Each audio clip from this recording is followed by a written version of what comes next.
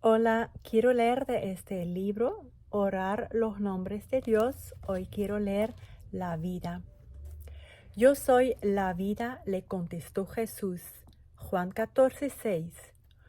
Porque la vida de la carne está en la sangre, y yo os he dado la sangre para hacer expiación sobre el altar por vuestras vidas, pues la sangre hace expiación por la persona.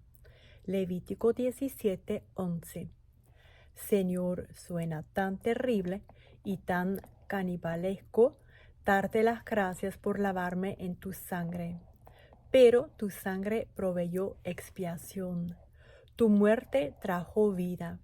Y sin derramamiento de sangre no habría perdón de pecados.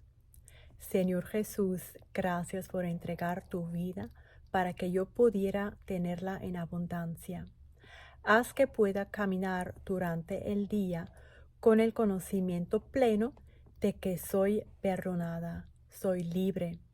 Hiciste borrón y cuenta nueva y puedo comparecer ante ti, pura, santa, sin culpa, sin falta y con gran gozo.